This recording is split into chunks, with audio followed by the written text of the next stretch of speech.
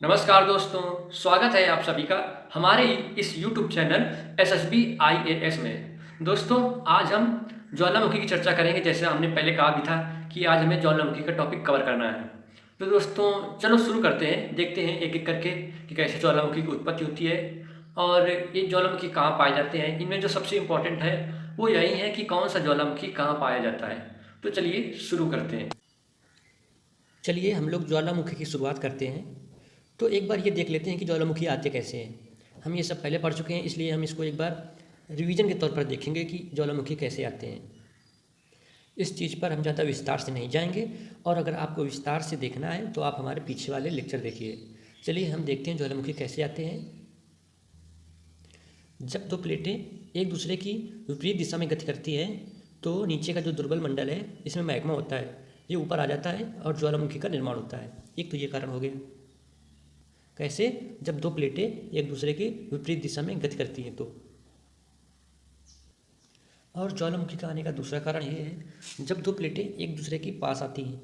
और आप देखिए, ये समुद्र वाली प्लेट है और ये स्थल की प्लेट है जहाँ हम लोग रहते हैं। तो ये इसकी मोटाई ज़्यादा होती है, तो ये अपेक्षाकृत पतली होती है, तो ये इसके नीचे चली जाती है और ये नीचे गल जाती है, नीचे मैग्मा होता है और यहाँ से ज्वालामुखी का उद्गार होता है। आप ये ध्यान रखना कि ये इसकी मोटाई ज़्यादा होती है स्थल वाले की, और यहाँ पे जो समुद्री प्लेट होती है इसकी मोटाई कम होती है। तो कम मोटाई वाली प्लेट नीचे चली जाती है, ये मोटी वाली प्लेट के नीचे चली जाती है और ज्वालामुखी का उद्गार होता है। एक तो ये कारण हो गया। और इसी में आप एक चीज़ याद रखिए, अगर प्लेटें दोनों एक ही हैं यानी स्थल वाली है, दोनों तरफ स्थल वाली है तो दोनों मोटी होंगी, तो नीचे कौन सी जाएगी?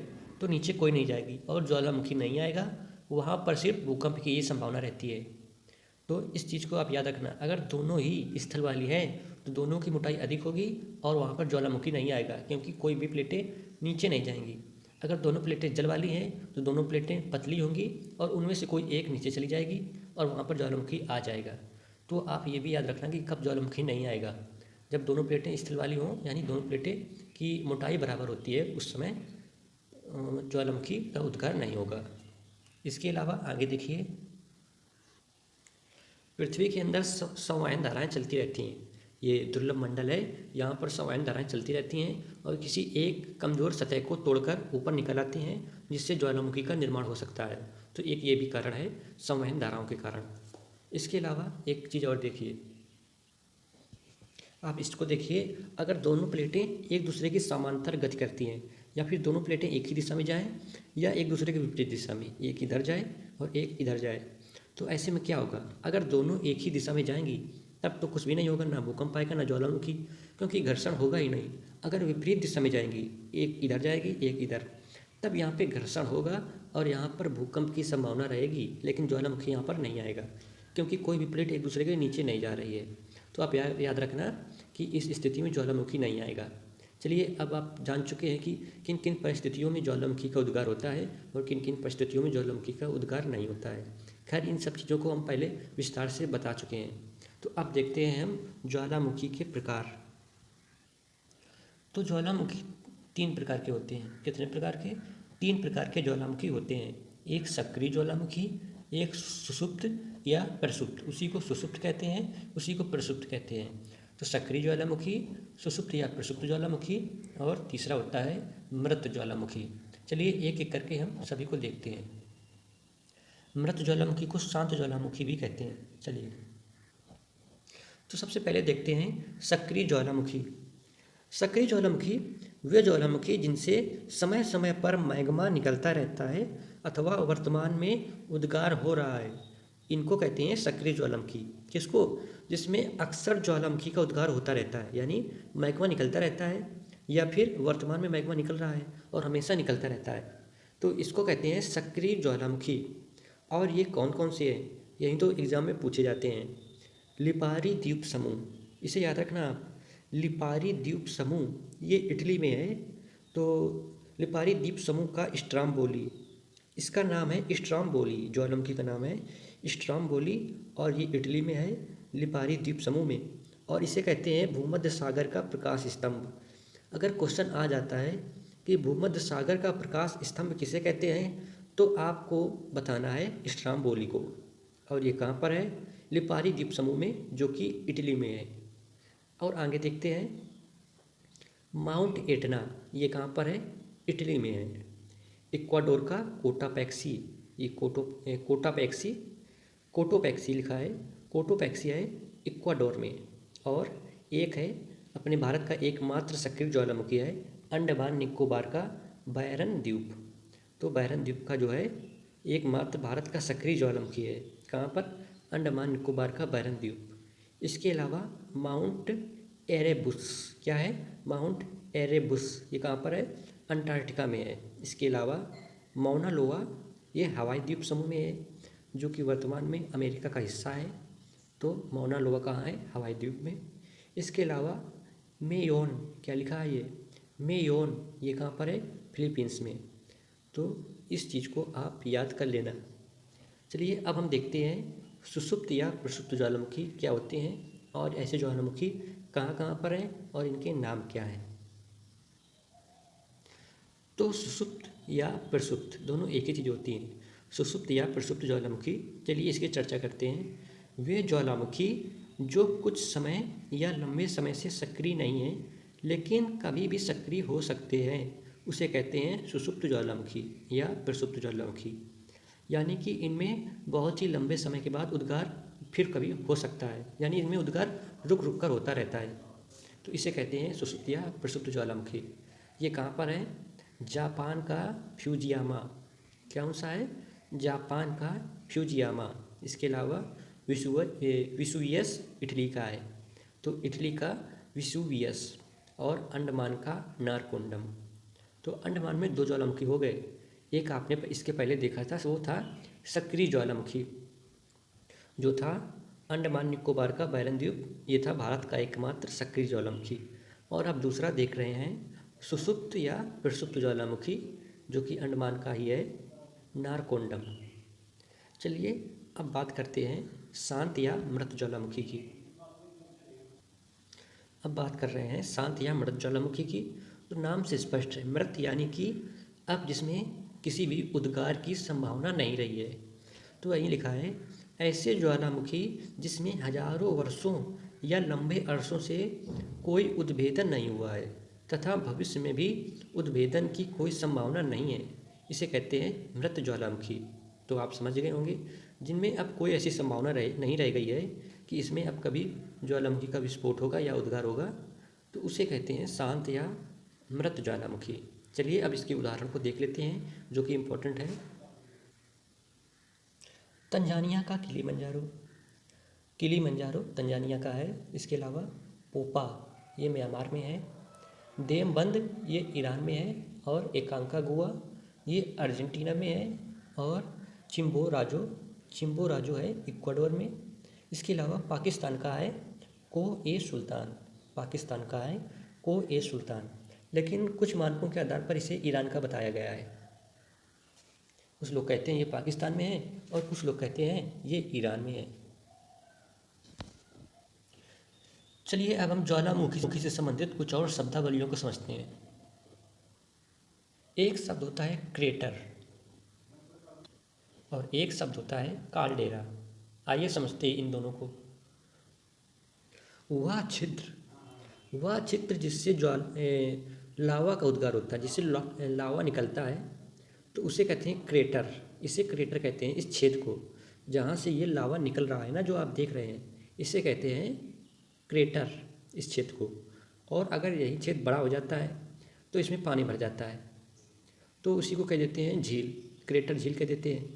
इसके अलावा क्रेटर जब बड़ा हो जाता है तो उसको कहते हैं काल्डेरा। तो क्रेटर और काल्डेरा आप समझ चुके होंगे, हम फिर से बता रहे हैं एक बार। क्रेटर वो होता है जो आप ये छिद्र देख रहे हैं, जहाँ से ज्वाला का उद्गार होता है या मैग्मा का उद्गार होता है, तो इसे कहते हैं क्रेटर। और अगर यही छिद्र बड़ा हो जाता है तो इसे कहते हैं काल्डेरा, और उसी में पानी भर जाता है तो एक झील का निर्माण हो जाता है, उसी को क्रेटर झील कह देते हैं। और महाराष्ट्र में एक लोनार झील है, जो माना जाता है कि क्रेटर का ही एक विस्तृत रूप है। अब ज्वालामुखी के समतुल्य कुछ और भी चीज़ें होती हैं जो ज्वालामुखी के अनुरूप ही दिखाई देती हैं, लेकिन इनमें मैग्मा या लावा का उद्गार नहीं होता है। या फिर इनसे किसी में केवल धुआं निकल रहा होता है या कहीं पर केवल जल निकल रहा होता है, तो इनको देख लेते हैं हम। तो ये देखिए आप, गीजर, एक शब्द आता है गीजर या गेसर भी कहते हैं। तो गीजर गर्म जल स्रोत होते हैं। कौन से? गर्म जल स्रोत, जिनका ज्वालामुखी क्रिया से संबंध होता है। बहुत से ज्वालामुखी क्षेत्रों में निर्मित दरारों से फुहारों के रूप में गर्म जल निकलता है, इसे एक गीजर कहते हैं। तो आप समझ चुके होंगे, जब जमीन के अंदर से गर्म जल निकलता है तो उसे गीजर कहते हैं। और कभी कभी इनकी ऊंचाई सैकड़ों फीट तक होती है। और एक दिया गया है संयुक्त राज्य अमेरिका के Yellowstone national park, Yellowstone national park में ओल्ड फेथफुल गीजर है, जो कि इम्पॉर्टेंट है एक प्रकार से, इसीलिए तो इसमें लिखा गया है, इसे आप याद कर लेना। येलोस्टोन नेशनल पार्क में ओल्ड फेथफुल गीजर। अब समझते हैं धुआंरा क्या होता है। तो नाम से स्पष्ट है, इससे इस चीज़ से गर्म जल निकल रहा था और इससे धुआं निकल रहा था, यानी वो स्थान जहाँ से धुआं निकलता है उसे धुआंरा कहते हैं। जहाँ पर पहले कभी ज्वालामुखी रहा होगा तो अब वहाँ से धुआं निकल रहा है लगातार, तो उसे धुआंरा कहते हैं। जब ज्वालामुखी के उद्गार से लावा, राख तथा विखंडित पदार्थ आदि का निकलना समाप्त हो जाता है तो कभी कभी कुछ समय अंतराल के बाद उससे भाप और गैसें निकलती हैं। क्या निकलती है? भाप और गैसें। और दूर से देखने में लगता है मानो धुआं ही धुआं निकल रहा हो, इसे धुआंरा कहते हैं। धुआंरे ज्वालामुखी की सक्रियता से अंतिम लक्षण भी माने जाते हैं, यानी धुआंरा ज्वालामुखी के सक्रियता का अंतिम लक्षण है कि अब इसके बाद यहाँ पे ज्वालामुखी का उद्गार नहीं होगा, इसीलिए कहा जा रहा है धुआंरे ज्वालामुखी की सक्रियता के अंतिम लक्षण भी माने जाते हैं। इसके अलावा अलास्का के कटमई नेशनल पार्क को 10 सहस्त्र धूम्र घाटी कहा जाता है। 10 सहस्त्र धूम घाटी, ये एक धुआंरा ही है। कहाँ पे? अलास्का के कटमई नेशनल पार्क में। तो अलास्का के कटमई नेशनल पार्क को 10 सहस्त्र धूम्र घाटी कहा जाता है।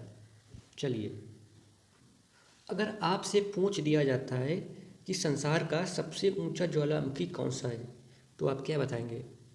आपको नहीं मालूम होगा। और हम बता दें आपको, संसार का सबसे ऊंचा ज्वालामुखी है इक्वाडोर। ये इक्वाडोर का है, कोटोपैक्सी। संसार का सबसे ऊंचा ज्वालामुखी है कोटोपैक्सी, ये चीज़ याद रखना। ये कहाँ पे है? इक्वाडोर में। और ये एक सक्रिय ज्वालामुखी है, यानी यहाँ से हमेशा लावा का उद्गार होता रहता है।